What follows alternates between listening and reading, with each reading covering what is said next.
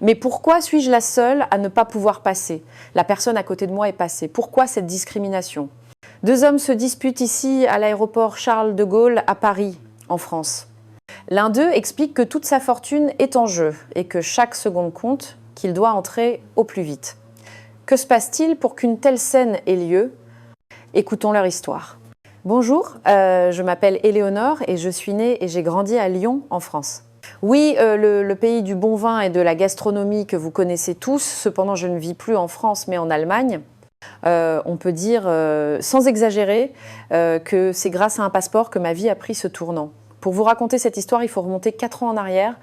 Après avoir obtenu mon baccalauréat à Lyon, j'ai eu la chance de pouvoir partir étudier dans une université américaine.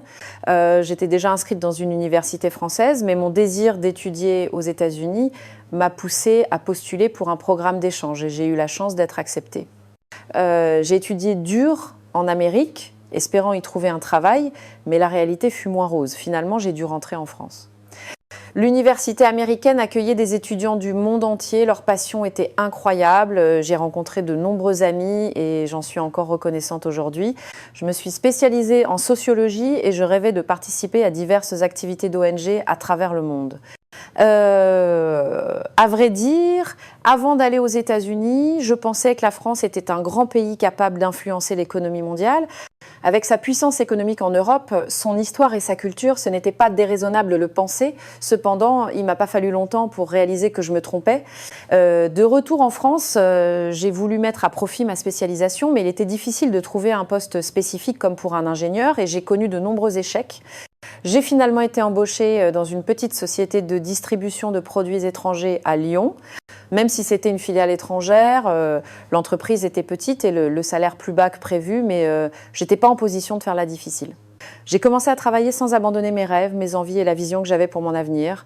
Cependant, les méthodes de l'entreprise étaient totalement désorganisées. Mon supérieur me demandait toujours d'aller sur le terrain à la dernière minute, prétextant un travail urgent. Tout était chaotique et cette situation était si stressante que certains jours, je n'arrivais même pas à manger. À bout de nerfs, je pensais à démissionner pour chercher un autre travail. Je me disais de tenir bon jusqu'à ce que je trouve autre chose. Un jour, alors que je traversais une de ces journées difficiles, mon chef d'équipe m'a de nouveau demandé de me rendre chez un client. Honnêtement, aller des dizaines de fois chez les clients ne me dérangeait pas. J'aime conduire et je suis sociable, donc le travail sur le terrain me plaisait. Mais l'ordre tombait toujours alors que j'étais au milieu d'une tâche urgente. Et en arrivant sur place, je constatais que ce n'était ni important ni urgent. À cause de cela, mon travail était constamment interrompu et mes propres tâches prenaient du retard. Ce jour-là encore, je me suis rendue chez le client en râlant et en me tenant la tête. Le patron du client était un certain monsieur Dubois, un entrepreneur, ancien chef cuisinier. Il fournissait des produits alimentaires à de grands supermarchés et m'avait appelé pour un problème de facture. Tout ça aurait pu être réglé par téléphone ou par email, me suis-je dit à voix basse. Le patron a dû le remarquer car il s'est excusé. Un employé a démissionné, je n'avais pas le choix. Je suis désolée. J'ai donc pris les factures et commencé à trier le nécessaire de l'inutile. Ayant rassemblé ce dont j'avais besoin, je me préparais à retourner au bureau. Mon irritation s'était calmée avec le travail et comme à mon habitude, j'ai dit poliment « Monsieur, veuillez vérifier s'il vous plaît » avant de repartir. En regardant ma montre, il était déjà 17 h. Malgré tout, la perspective d'une bonne soirée me réjouissait et je chantonnais en attendant au feu rouge.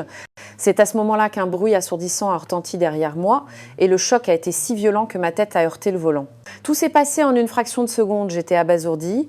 Les passants me regardaient. 2 jeunes hommes sont sortis de la voiture derrière et se sont approchés en frappant à ma vitre. Prise de panique, j'hésitais à ouvrir. La sécurité dans certains quartiers de Lyon n'est pas toujours optimale. De plus, j'avais pris un raccourci qui, bien que plus rapide, était réputé pour être mal fréquenté. J'arrivais dans une zone plus sûre du centre-ville, mais je ne pouvais pas chasser cette pensée inquiétante. Le fait que 2 hommes costauds frappent à mes vitres de chaque côté me terrifiait. Ils ont semblé remarquer mon état. L'un d'eux a arraché une page de son carnet et a commencé à écrire quelque chose avec un stylo. Il m'a montré un mot disant « ça va, vous n'êtes pas blessé ?» Avec sa carte de visite. J'étais toujours pas calmée, j'avais vraiment peur. Alors que je tremblais, l'homme blond a commencé à faire la circulation pour que les voitures derrière puissent passer. L'homme qui écrivait a essayé de me parler à plusieurs reprises. Comme je n'ouvrais toujours pas, il a écrit un autre mot sur sa vitre. « Je vous donne mon numéro, s'il vous plaît, appelez-moi maintenant ». Finalement, j'ai vu le numéro et l'ai appelé depuis ma voiture. Ses premiers mots furent des excuses. Je suis vraiment désolée. Puis il a immédiatement demandé « Êtes-vous blessé ?» C'était mon premier accident, j'étais sous le choc, mais je revenais peu à peu à la réalité. Il m'a dit d'aller à l'hôpital si j'étais blessée, mais j'étais si tendue que je ne sentais aucune douleur. Une inquiétude m'a traversé l'esprit, et si son assurance ne couvrait pas les dégâts? En France, l'assurance est obligatoire, mais les litiges peuvent être longs et stressants. J'étais remplie d'anxiété, mais je ne pouvais toujours pas ouvrir la portière. Au téléphone, l'homme m'a assuré « Mon assurance prendra tout en charge ». Il m'a dit de laisser la voiture au garage et de louer un véhicule de remplacement jusqu'à la fin des réparations. Il m'a passé sa carte de visite par la fente de la vitre, me demandant de le contacter pour les réparations ou si j'allais à l'hôpital.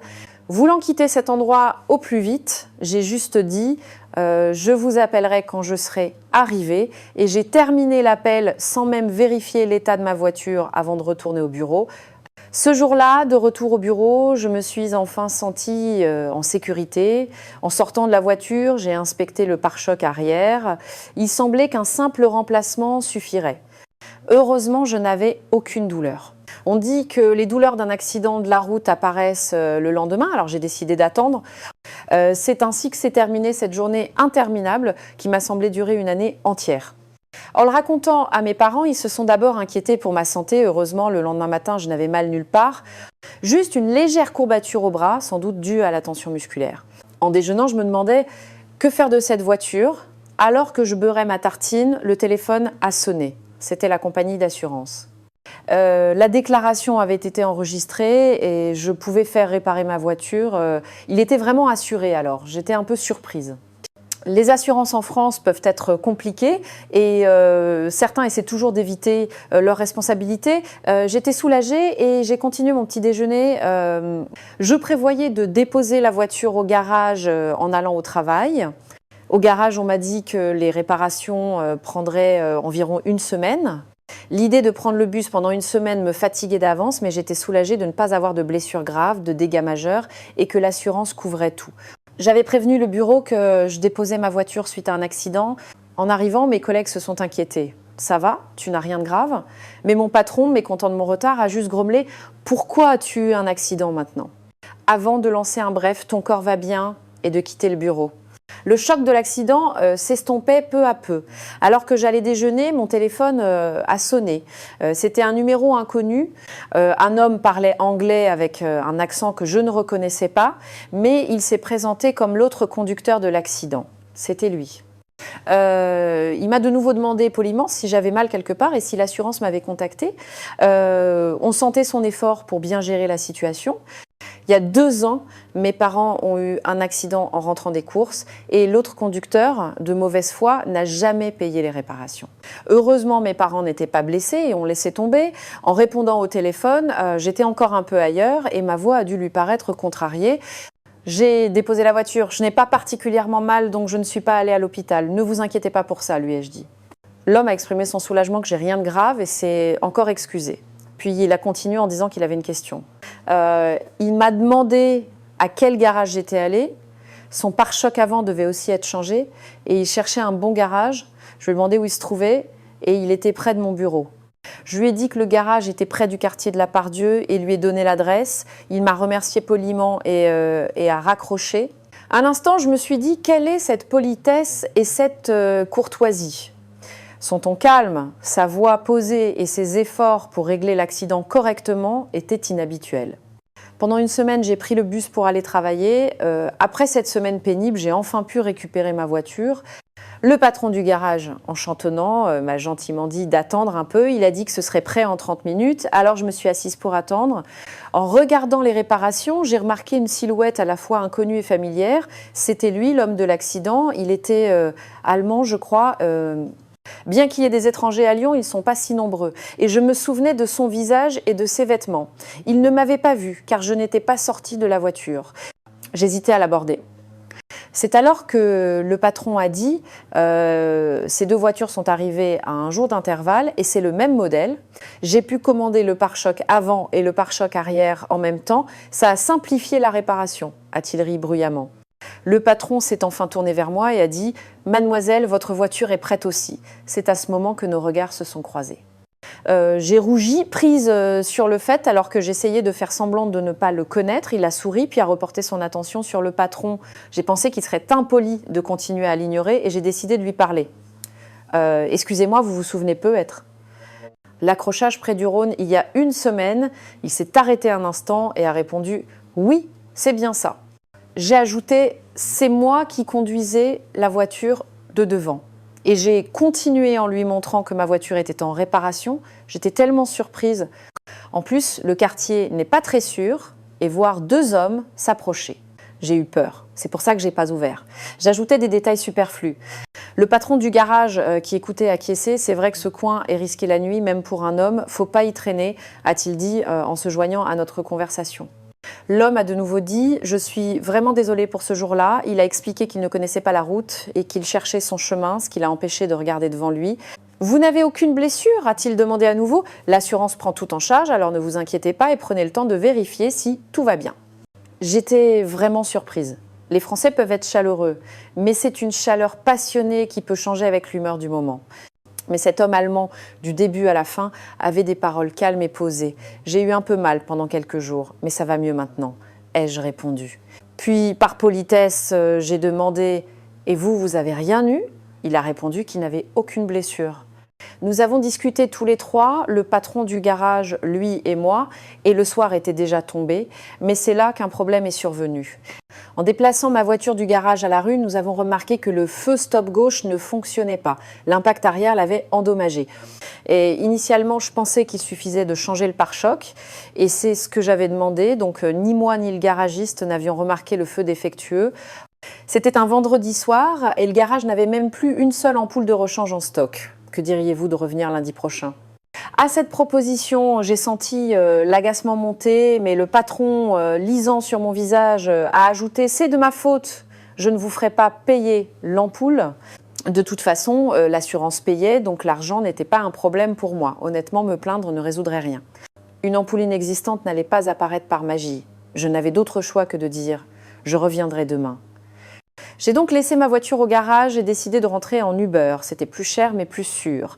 L'homme, me voyant commander un Uber, m'a soudainement proposé « Je vous raccompagne ». « Vous habitez où ?» J'ai poliment refusé, mais il a insisté « Les Uber sont chers à cette heure-ci, cet accident est de ma faute, laissez-moi au moins vous déposer près de chez vous. » Si vous ne me faites toujours pas confiance, le patron du garage est là comme témoin.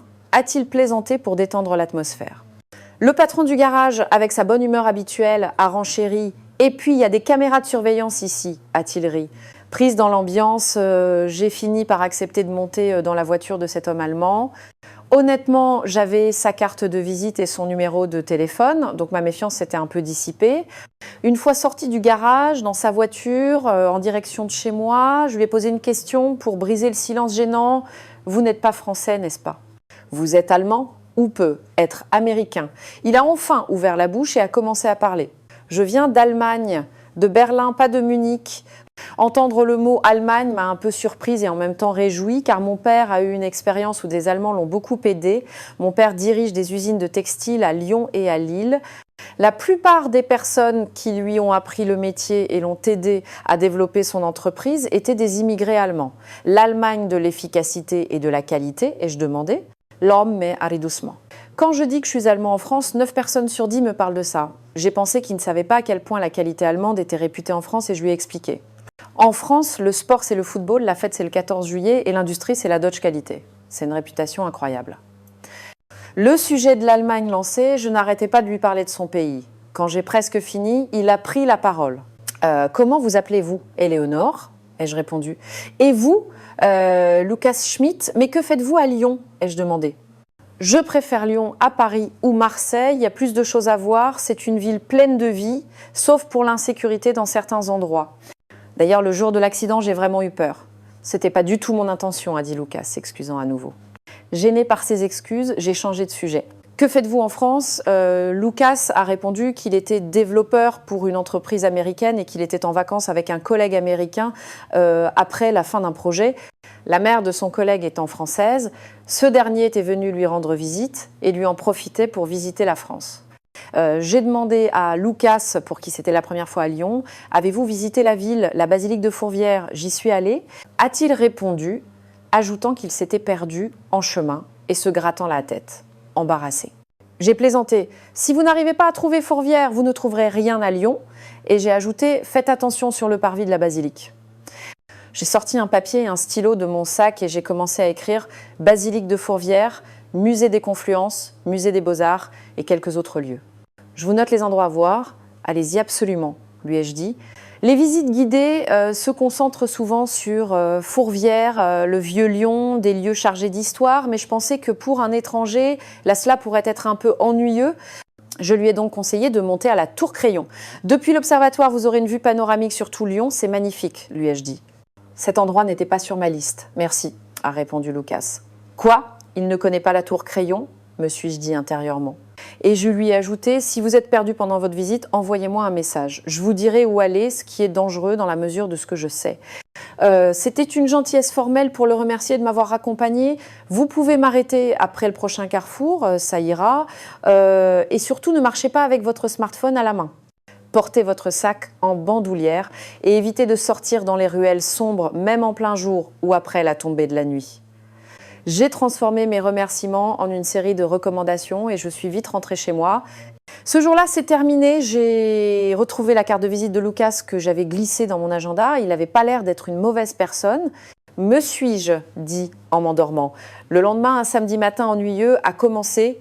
J'ai récupéré ma voiture au garage et j'étais occupée à faire des courses pour le match de foot de l'Olympique lyonnais le soir. Mon père devait rentrer de son usine de Lille ce jour-là et nous avions prévu une petite fête à la maison. En sortant du parking du supermarché, mon téléphone a sonné. « Allô ? C'est Lucas Schmitt » Éléonore a répondu joyeusement. « Bonjour, que se passe-t-il » Lucas a dit d'un ton calme et posé. « J'ai un petit problème et je me demandais si vous pouviez m'aider un peu. Encore un accident de voiture ?» Et je demandais, mais Lucas a répondu qu'il avait perdu son portefeuille. On vous l'a volé, vous êtes blessé. Je demandais, Lucas a dit qu'il n'était pas blessé, que cela lui était arrivé alors qu'il était venu manger seul. Par habitude, comme en Allemagne, il avait posé son portefeuille sur la table le temps d'aller commander et à son retour, le portefeuille avait disparu. J'ai dit, exaspéré, je vous avais bien dit de ne jamais laisser vos affaires de valeur, comme votre portefeuille, votre smartphone ou votre passeport, en évidence. Avez-vous fait opposition à vos cartes ? Si vous avez perdu votre passeport, il faut le refaire. Je fronçais les sourcils, partageant sa peine. Honnêtement, que de telles choses arrivent aux touristes et la situation sécuritaire de notre pays, tout cela me mettait en colère. Cette réalité m'énervait. Lucas a ensuite précisé que par précaution, il avait laissé ses cartes et son passeport à son hébergement. Il n'avait pris qu'un peu d'argent liquide et c'est dans un moment d'inattention que cela s'est produit. C'est déjà une bonne chose, ai-je poursuivi. Mais Lucas a ajouté que le problème n'était pas tant l'argent dans le portefeuille que la clé de la voiture de location qui était attachée. Le portefeuille et la clé ayant été volés ensemble, il devait appeler une dépanneuse, mais son collègue était malade et alité. Il n'avait donc pas eu d'autre choix que de m'appeler. Lucas n'arrêtait pas de s'excuser, mais la situation me semblait de plus en plus comique. Lucas lui-même a dû trouver sa situation ridicule car il s'est mis à rire. J'ai repris mes esprits et je suis partie du supermarché pour le rejoindre au restaurant. Arrivé au restaurant où il se trouvait, je lui ai demandé « Avez-vous mangé ?» Il a répondu que non. Avec tout ce qui s'était passé, comme je n'avais pas mangé non plus, nous avons décidé de déjeuner ensemble. J'ai d'abord appelé le patron du garage pour lui demander de l'aide pour une dépanneuse. Tout en mangeant, je lui ai demandé « Avez-vous des projets pour ce soir ?» Pas vraiment. Je pensais me reposer. La voiture est remorquée et je suis un peu fatiguée, a-t-il répondu sans grand enthousiasme. C'est alors que je lui ai proposé « Nous faisons une petite fête à la maison ce soir, voulez-vous venir ?» Lucas a écarquillé les yeux de surprise. Pour éviter tout malentendu, j'ai ajouté « Les Français ont l'habitude d'inviter les gens chez eux. Il y aura beaucoup d'autres personnes ce soir. » Cette culture peut être difficile à comprendre au Japon ou aux États-Unis et peut être rare, mais en France, c'est tout à fait normal. Ce n'est pas une grande fête, juste un repas partagé avec les voisins et des discussions. Il y a le match de l'Olympique lyonnais ce soir et quelques supporters seront là. En France, les apéritifs, les fêtes, ces rassemblements font partie de la vie. Lucas a accepté avec plaisir de se joindre à la fête. Il a dit qu'il viendrait à l'heure et est parti vers son logement. Gêné de venir les mains vides, Lucas est arrivé avec des packs de bière. Je l'ai accueilli avec un grand sourire. Lucas semblait très intrigué. Il a expliqué qu'en Allemagne, la culture d'inviter les gens chez soi n'était pas si répandue et bien qu'il ait connu des fêtes à la maison aux États-Unis, jamais de cette ampleur. Voyant son étonnement, Éléonore lui a dit en riant de ne pas être nerveux. Peu à peu, les familles du quartier sont arrivées. Gêné de rester planté là, Lucas a commencé à aider à transporter les plats et à accueillir les gens. Alors, Bénédicte, notre voisine belge, lui a demandé « Belge ? Allemand ?» Et Lucas a répondu en riant « Allemand !» La voisine s'est exclamée « Merveilleuse Allemagne !» et a raconté qu'elle avait déjà visité le pays et que la forêt noire était magnifique. Lucas s'est intégré à l'ambiance et a commencé à discuter joyeusement avec les gens. Mon père, arrivé en retard de Lille, était un peu éméché, discutait avec Lucas. « Que faites-vous dans la vie ?» a demandé mon père. J'ai aussitôt dit « Papa, ce genre de questions ne se pose pas à une première rencontre, c'est impoli. » J'essayais d'empêcher mon père de se lancer dans une discussion sérieuse, mais Lucas a répondu « Ce n'est pas grave » et a expliqué qu'il était développeur de programmes en freelance pour une entreprise américaine. Il a dit qu'il était venu à Lyon après la fin d'un grand projet, avant de peu, être allé voir la Fête des Lumières. Mon père a levé le pouce en disant la Fête des Lumières c'est bien, mais le carnaval de Nice c'est le top. Mon père parlait beaucoup à Lucas, surtout parce qu'il était allemand. Et mon père a dit si j'ai pu monter 2 usines, si j'ai pu exporter des vêtements en Europe et ailleurs, c'est entièrement grâce à l'aide des Allemands. Je ne connais pas les détails, car c'était avant ma naissance, mais mes parents, bien qu'ils aient travaillé très dur, étaient très pauvres. En travaillant sans relâche, mon père a commencé par hasard dans une usine de textile. Le patron de l'usine, remarquant son ardeur au travail, lui a beaucoup appris et c'est avec son aide qu'il a pu monter sa propre usine et commencer à livrer et vendre. La personne qui m'a aidée dans les moments difficiles était allemande et j'ai beaucoup appris de lui. C'est pourquoi quand je vois un Allemand, ça me touche toujours. Lucas, pour sa part, répondait modestement « C'est plutôt grâce à votre travail acharné que vous avez pu bâtir votre entreprise. » Mon père et Lucas continuaient de parler comme de vieux amis. La nuit avançant, il devenait dangereux de rentrer, alors les invités ont commencé à partir. Lucas, après cette soirée agréable, est également rentré chez lui. Mon père, qui était toujours accaparé par le travail, semblait reconnaissant envers Lucas d'avoir été un interlocuteur et il l'a regardé partir un long moment. La fête s'est terminée et quelques jours ont passé. Cette fois, c'est moi qui ai contacté Lucas. Votre visite de Lyon se passe bien ? Il a répondu « Pour l'instant, je me débrouille en cherchant sur Internet. J'ai pensé qu'il avait manifestement besoin d'un guide. Je lui ai proposé de lui faire visiter et lui ai demandé de partager son programme s'il en avait un. S'il n'en avait pas, ce n'était pas grave. Nous avons convenu de nous voir le samedi. La semaine a passé à toute vitesse, tellement j'étais occupée par le travail que j'en avais presque oublié notre rendez-vous. Le jour de faire le guide pour Lucas approchait. J'ai ouvert mon armoire regardant les vêtements que j'allais porter pour le rencontrer. C'est alors que le téléphone a sonné. C'était ma mère. Sa voix paniquée m'annonçait que mon père avait été transporté à l'hôpital et était en pleine opération. Mais qu'est-ce qui s'est passé ? Ai-je demandé en panique. À l'instant où j'ai reçu l'appel de ma mère, j'ai complètement oublié mon rendez-vous avec Lucas le lendemain matin. J'ai demandé en hâte où était l'hôpital, mais ma mère m'a dit que c'était trop dangereux maintenant et de venir le lendemain matin. J'ai passé une nuit blanche et dès le matin, j'ai pris le premier train pour Lille. Arrivée à l'hôpital, j'ai couru vers ma mère qui m'a dit que l'opération était terminée et que mon père était en soins intensifs. Mon esprit est devenu vide. Mais qu'est-il arrivé ? Papa, pourquoi, où est-il blessé Et je demandais à ma mère affolée. Ma mère a commencé à raconter. Des cambrioleurs étaient entrés dans l'usine de mon père à Lille. Mon père, qui travaillait à l'usine, avait tenté de les arrêter et avait été gravement blessé. J'avais l'impression que le ciel me tombait sur la tête. Les voleurs avaient tout pris, l'argent, les tissus, tout ce qui avait de la valeur.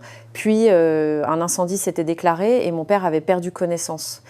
La police l'avait finalement secouru et il avait été opéré, mais il n'avait pas encore repris connaissance. En écoutant ma mère, les larmes ont commencé à couler.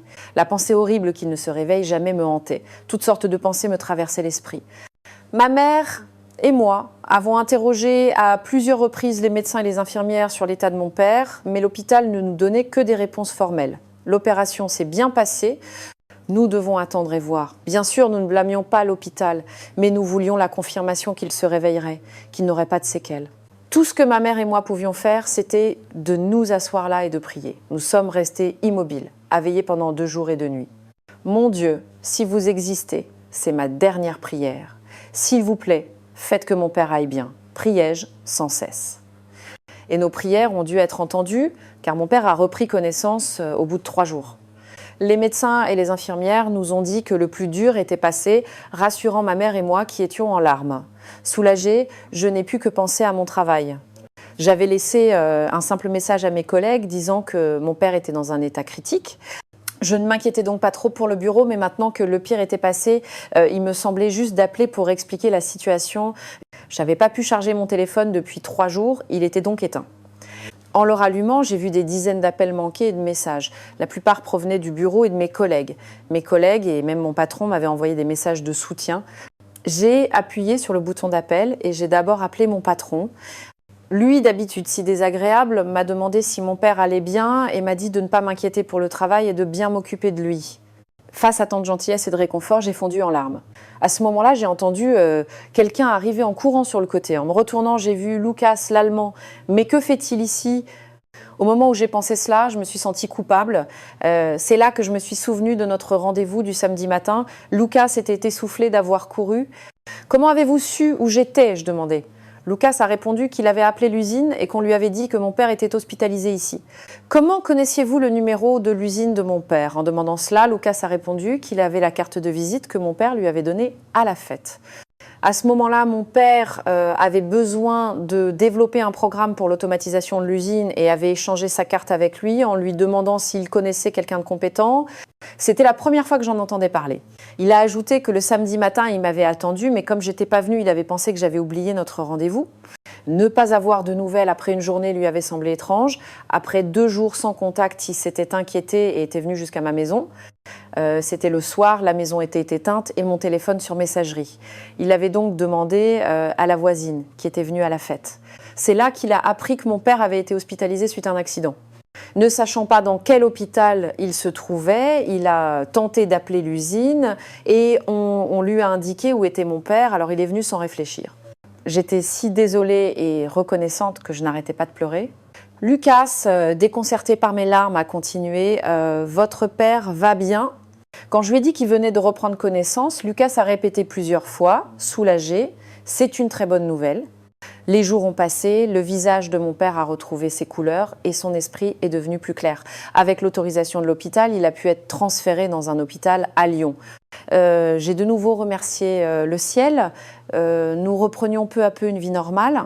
Mon père, qui aimait le football et était actif, s'est rétabli très rapidement, mais il souffrait beaucoup à cause de la fumée inhalée lors de l'incendie. Cependant, alors que la santé de mon père s'améliorait, l'entreprise déclinait. L'usine de Lille avait déjà 2 mois de retard de production et la destruction de l'usine nous a empêchés de respecter les délais de livraison, nous obligeant à payer des pénalités. Ainsi, alors que la santé de mon père se rétablissait, une autre période de soucis et d'anxiété commençait. Les vêtements produits à Lille étaient tous destinés à l'exportation vers l'Europe, notamment l'Italie, l'Allemagne et l'Espagne. L'arrêt de la production de cette usine a porté un coup terrible à l'entreprise. Comme nous ne pouvions pas respecter les délais, les clients qui nous avaient commandé la production ont annulé leurs contrats les uns après les autres, exigeant des pénalités et des dommages et intérêts. En un rien de temps, l'entreprise était au bord de la faillite. Mon père a dit que ça ne pouvait pas continuer comme ça et il s'est levé malgré son corps encore faible. Il voulait aller à Lille pour évaluer le temps nécessaire pour redémarrer l'usine. Sinon, il ne pourrait même pas demander un délai aux entreprises qui lui avaient confié la fabrication. C'est ainsi que mon père est parti pour Lille. En réalité, pendant ce temps, mes parents préparaient tout l'argent qu'ils avaient économisé pour payer les pénalités. Bien qu'ils aient une assurance, il fallait attendre longtemps avant de recevoir l'indemnisation. Et payer les pénalités ne résolvait pas le problème. De plus, les banques avaient arrêté leurs prêts et si je quittais mon travail, notre famille n'aurait même plus d'argent pour manger. J'ai appelé Lucas honteuse, je lui ai honnêtement raconté toute la situation. Mon père, pas encore complètement rétabli, partant seul pour Lille, m'inquiétait terriblement. J'ai expliqué que je ne pouvais ni démissionner ni prendre de congé pour le moment. Lucas, avec une grande gentillesse, m'a dit de ne pas m'inquiéter et accepter ma demande. C'est ainsi que mon père, ma mère et Lucas sont partis tous les 3 pour l'usine. Lucas surveillait l'état de santé de mon père et me tenait informée. C'était sa façon de me dire de ne pas trop m'inquiéter. Il m'envoyait des photos de leur arrivée à l'usine, de l'inspection des matériaux. Je pouvais qu'être reconnaissante de son geste. Mais de retour de Lille, mon père a commencé à dire des choses encore plus insensées. Il fallait qu'il aille directement en Europe pour expliquer la situation et demander un délai. Il avait appelé d'innombrables fois les entreprises qui lui confiaient la fabrication, mais n'avait reçu que des refus. Il ne restait plus qu'à supplier, à jouer sur l'émotion, disait mon père. Si cela ne fonctionnait pas, il repartirait de zéro, retournerait travailler à l'usine pour rembourser ses dettes, a-t-il dit fermement. Mon père était toujours une personne douce, mais je n'avais jamais vu un tel feu dans ses yeux. Ma mère et moi ne pouvions pas l'en empêcher. Nous lui avons juste dit de passer un examen à l'hôpital avant de partir, et l'hôpital a donné son accord à condition de ne pas forcer. Avant de partir, mon père a supplié ses clients de lui accorder ne serait-ce qu'une minute, et il a réussi à obtenir des rendez-vous. Sa première destination était l'Italie. Le jour du départ est arrivé. Je m'y opposais, mais je comprenais parfaitement ses sentiments. C'était la seule solution, y aller et réussir, ou faire faillite. Il n'y avait pas d'autre choix. Le matin du départ, il devait prendre l'avion et je souhaitais que son voyage soit le plus confortable possible. Je lui ai donc suggéré de prendre un Uber. Je vais t'en commander un, ce sera plus simple. Mais mon père a secoué la main et a dit que ce n'était pas la peine. Ma mère et moi avons de nouveau demandé « Mais comment vas-tu y aller ?» L'hôpital a dit que tu ne devais pas encore conduire, tes jambes ne sont pas encore remises, je tentais de le retenir. Alors que nous nous disputions, quelqu'un a sonné à l'interphone. « Qui ça peut bien être si tôt le matin ?» me suis-je dit en ouvrant la porte. C'était Lucas. « Que faites-vous là de si bonne heure ?» ai-je demandé surprise. Mon père, derrière moi, avait un sourire entendu. Aujourd'hui, j'ai quelque chose à faire avec ton père, a-t-il dit évasivement. Puis mon père a lâché une bombe. Il vient avec moi en Italie. J'ai dit à Lucas, vos vacances sont bientôt finies, il ne vous reste plus beaucoup de temps en France. Pourquoi y allez-vous avec lui? Ai-je continué, désemparé. Lucas a répondu fermement que c'était sa proposition, puisqu'il n'y avait pas d'autre solution, il fallait y aller et expliquer la situation. Et il a ajouté qu'il avait vécu ce genre de situation presque tous les jours. Quand je prends un projet de développement en externe, les bugs sont innombrables. À chaque fois, il faut corriger et recevoir des retours des milliers de fois. Il y a des clients vraiment impolis et sans gêne, mais ce n'est qu'une minorité. La plupart des gens qui donnent du travail sont des professionnels expérimentés. Moi aussi, quand de telles choses arrivent, je me déplace pour résoudre le problème. Parce qu'il n'y a pas d'autre moyen. Parfois, j'ai plaidé en larmes, d'autres fois, j'ai été traînée dehors par la sécurité. Il m'est même arrivé de proposer de développer gratuitement. Je pense que dans les affaires, le plus important, ce sont les relations humaines. Les machines et les ordinateurs ne font qu'une partie du travail. Les relations humaines ne devraient-elles pas passer en premier ? Je suis restée sans voix. C'était l'opposé du Lucas qui avait embouti ma voiture, qui ne trouvait pas la basilique de Fourvière et qui s'était fait voler son portefeuille. Je n'avais jamais vu une telle assurance dans son ton et son expression. Peut-être que c'était l'image que j'aspirais à avoir. Subjuguée par ces paroles, je suis restée muette, les regardant simplement partir. Lucas, au volant, a baissé la vitre et a dit « Je vous appelle en arrivant avant de partir avec mon père ». Une fois parti, Lucas était comme un réveil matin. Arrivé à l'aéroport, il m'envoyait une photo de l'aéroport et de mon père, me rassurant pour que ma mère et moi ne nous inquiétions pas. « Votre père va bien ». C'est ainsi que mon père, après plusieurs semaines, est revenu sain et sauf à Lyon. Honnêtement, pendant ce temps, j'ai hésité à le contacter. J'étais morte d'inquiétude, mais je ne voulais pas le déranger. Alors, je me contentais de lire les messages que Lucas envoyait. Et puis, mon père a ouvert la porte. Ma mère et moi avons demandé d'une seule voix « Papa, alors ?» Lucas, qui le suivait, se tenait là, sans expression. Puis mon père a eu un sourire entendu et a pris nos mains. C'est seulement à ce moment-là que la tension a lâché et que je n'ai pu m'empêcher de pleurer en le serrant dans mes bras. Autour d'un repas, mon père et Lucas nous ont raconté ce qui s'était passé et la première phrase de mon père fut « Sans Lucas, tout aurait été un échec ». Pourquoi il s'est passé quelque chose? L'inquiétude a pris le dessus et ni ma mère ni moi ne pouvions parler. Mon père a commencé à expliquer qu'ils avaient failli rater leur rendez-vous et ne pas pouvoir assister à la réunion. Arrivé en Italie avec Lucas alors qu'il s'apprêtait à passer l'immigration, la file d'attente était interminable. En demandant aux personnes devant eux, ils ont appris qu'elles attendaient depuis plus d'1 heure. Le problème, c'est qu'il ne restait même pas 5 heures avant la réunion. Alors qu'il paniquait, Lucas lui a suggéré d'appeler le client pour demander de décaler un peu l'heure de la réunion. Mon père a donc appelé expliquant la situation, mais le client a froidement répété que c'était impossible. Pire encore, on lui a dit que s'il rompait un autre engagement, il serait difficile de continuer à travailler ensemble. Après plus d'1 heure de réflexion, Lucas a décidé que ça ne pouvait plus durer. Il a demandé à mon père de lui donner les documents préparés et l'adresse de la réunion.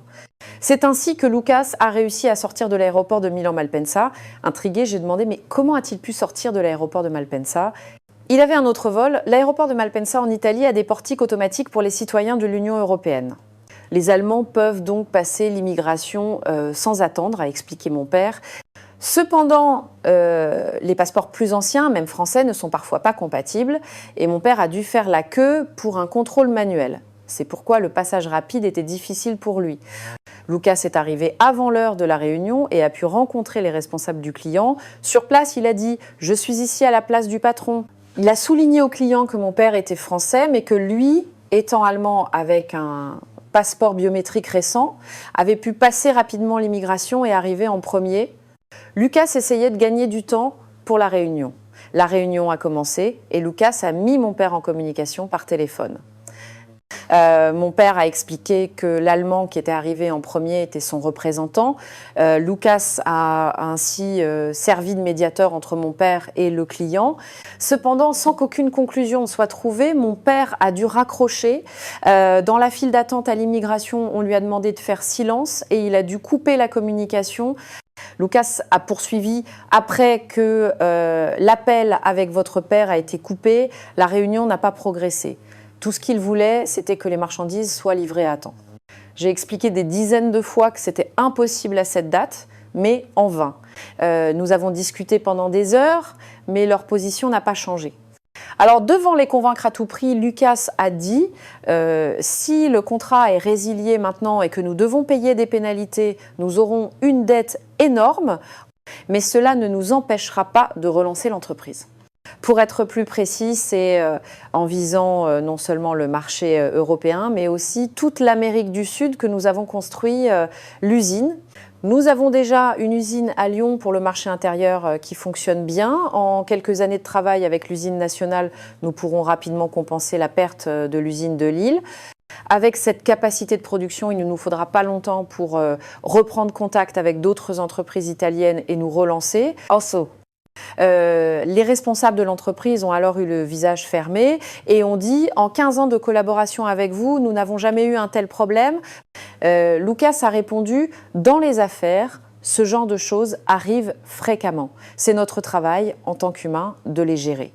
C'est pourquoi nous sommes venus jusqu'en Italie. Les mots de Lucas les ont un peu décontenancés, puis ils ont dit qu'ils allaient en discuter en interne et lui ont demandé d'attendre. Après environ 3 heures d'attente, un responsable italien est entré et a demandé « Serait-il possible de fixer une nouvelle réunion avec votre père demain ?» Lucas a répondu que les réunions étaient possibles à tout moment et a quitté le bureau. C'est ainsi qu'après plus d'une demi-journée de sueur et de stress, il a enfin pu retrouver mon père.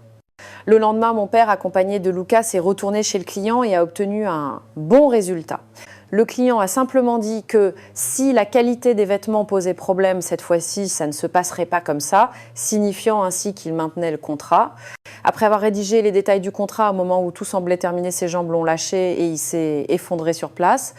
Mon père et Lucas ont visité au total 4 entreprises et à l'exception d'une seule, ont réussi à prolonger les délais de livraison avec toutes les autres.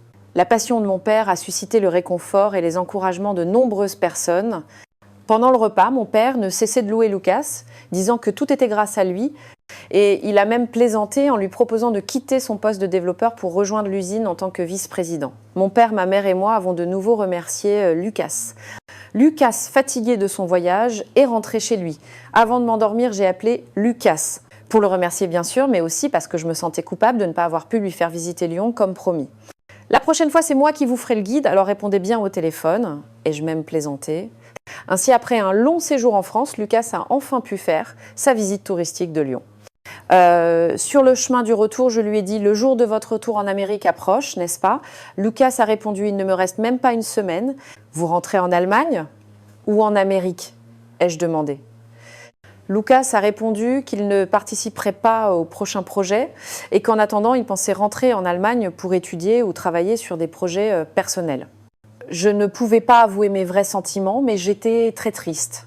Honnêtement, j'aimais beaucoup être avec Lucas.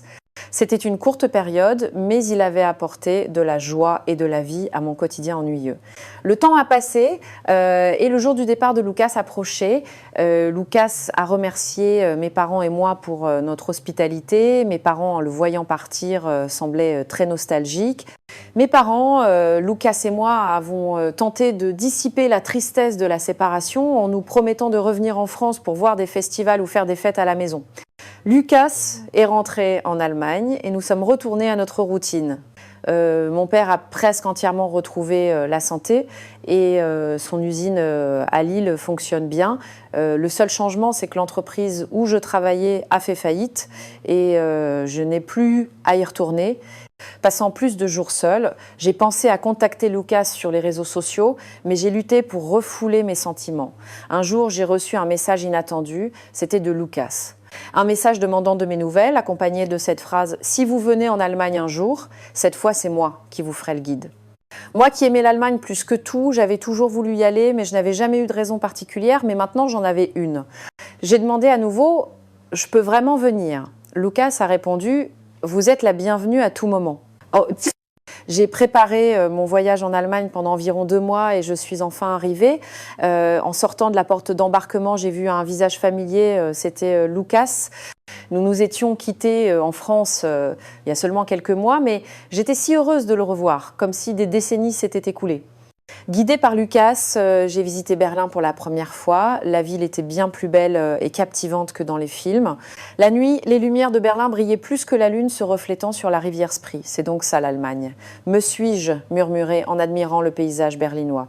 C'est alors que Lucas m'a parlé. « Pourquoi êtes-vous si silencieuse » a-t-il dit en riant. « On peut se promener en toute sécurité la nuit en Allemagne » a-t-il ajouté. « Chaque jour, je pensais à vous, je n'arrivais à rien faire d'autre. » Honnêtement, c'était la même chose pour moi. Peut-être que je pensais à lui bien plus qu'il ne pensait à moi. Lucas et moi, avec la magnifique vue nocturne de Berlin en toile de fond, avons pu nous avouer nos sentiments. Après mes retrouvailles avec Lucas, je suis rentrée en France et peu de temps après, j'ai trouvé un nouvel emploi. Trouver un travail a été source de nombreuses inquiétudes et difficultés, mais grâce aux encouragements de Lucas à chaque étape, j'ai réussi à bien m'adapter. Nous avons eu une relation à distance, mais j'ai décidé que nous ne devions plus perdre de temps et que nous devions nous marier. Il est vrai que notre relation a connu de nombreuses difficultés.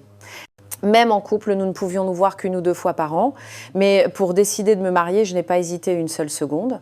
Je vis actuellement en Allemagne et je passe des jours heureux. Mon histoire a été un peu longue, mais je vais m'arrêter là. Rendez-vous la prochaine fois pour une histoire encore plus intéressante. Cette histoire était l'épisode d'Éléonore qui vit maintenant en Allemagne. Si vous avez aimé cette histoire, n'hésitez pas à vous abonner à la chaîne et à laisser un pouce bleu. Merci pour votre émotion.